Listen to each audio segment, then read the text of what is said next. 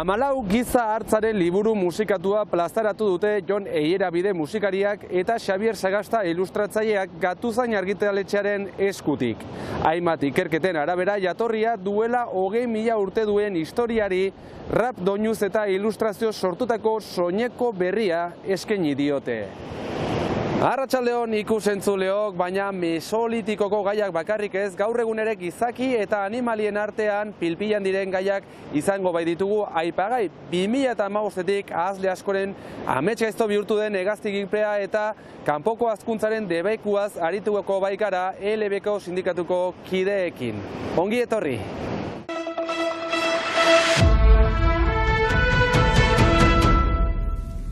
Tik urtero errepikatzen ari den amets gaiztoa da hegazti gripearena.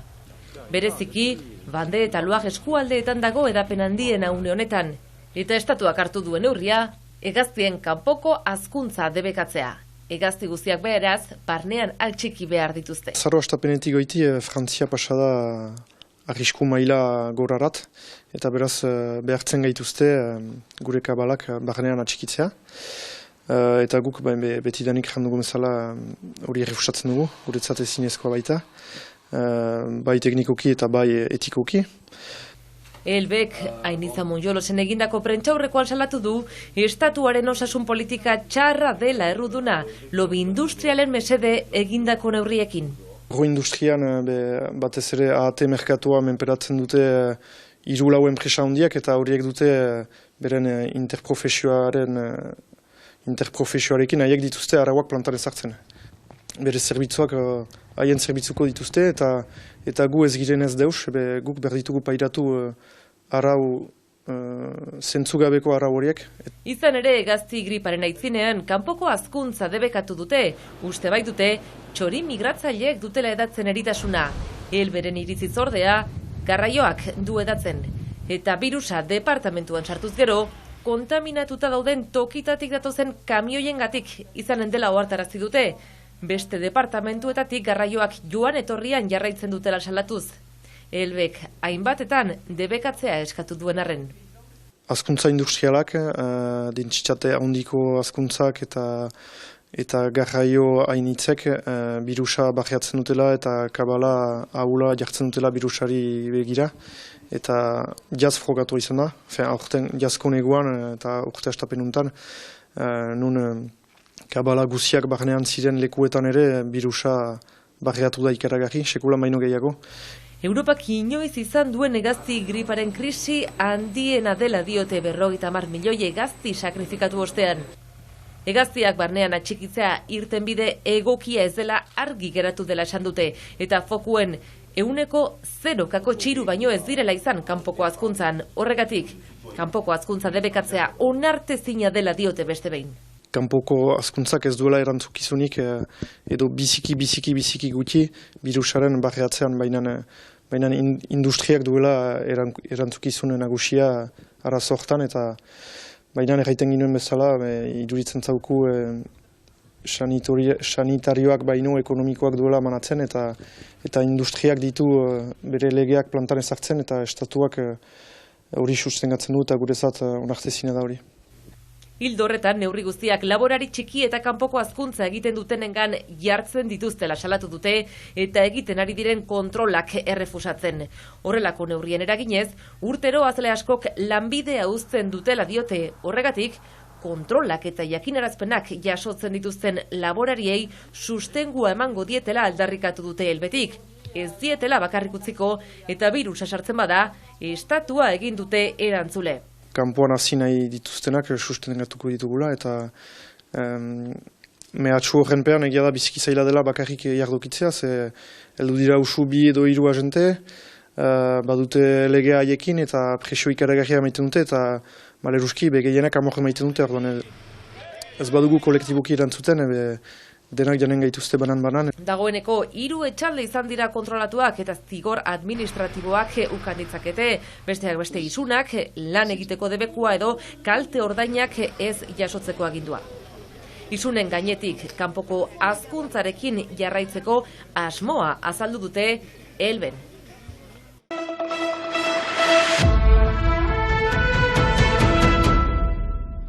munduan beste hainitz bezala, erdiko ahia izeneko egian, pintxo deitzen zen ahantzale bat, hanbizio mentzen bat bazela.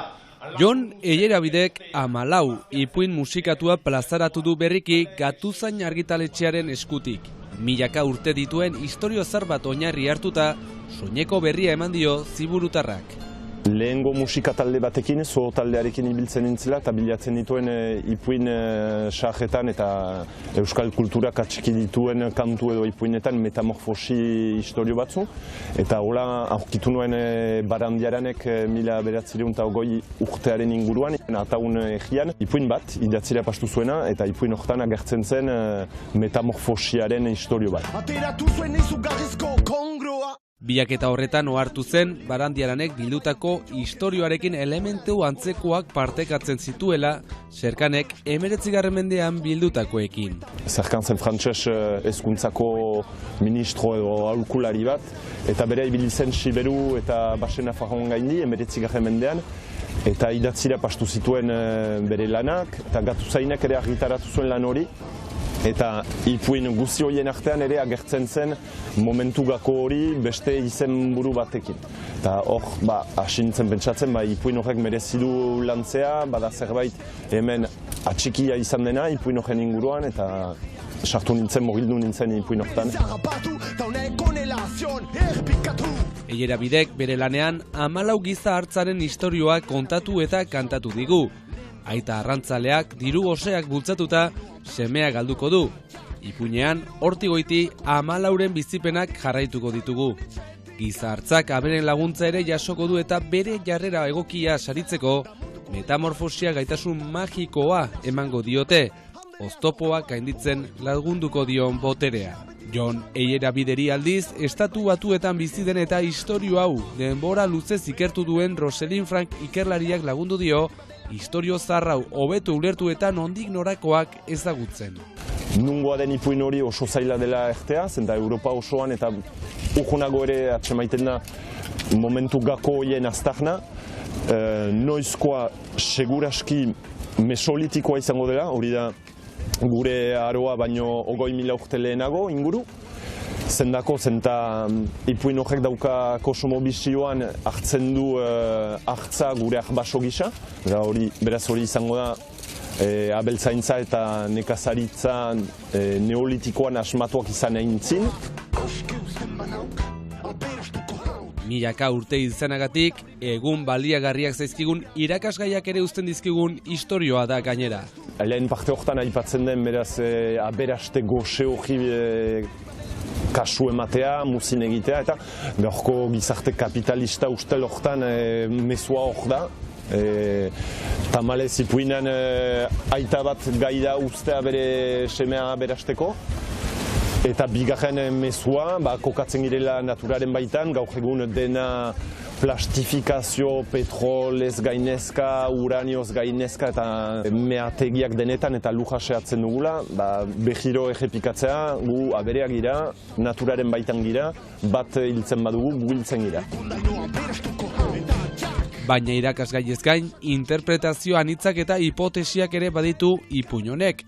Historioan agertzen diren animalia konstelazioak direla baieztatzen baitute hainbat ikerketek, Eierabidek azaldu digunez. Bada ipuinaren momentu hori udazken eta neguarena nahiko argi gelditzen dena, nun eta metamorfosi horien abereak eta konstelazioak diren, agertzen dira, desagertzen dira, bat bestearen kontra borrokatzen da eta hori izango zela konstelazioen irakurketa bat. Abere horien borroka, ditaikela sasoien araberako zeruaren irakurketa bat. Eta ni saiatu naiz, ipuin osoan eta marrazte haula urte oso bat, ziklo oso bat, azpimagatu ze lotura izaiten alden gertakariekin eta konstelazioekin. Kontaketa hori, Eierabideren hitz eta rapa, irudietan ikusi dituzuen Xabier Sagastaren 54 ilustraziok osatu dute. Liburu musikatu hau, 20.000 urteko transmisio horretan kate begi bat gehiago izango denaren esperantzan, soineko eguneratu hau eskainiz.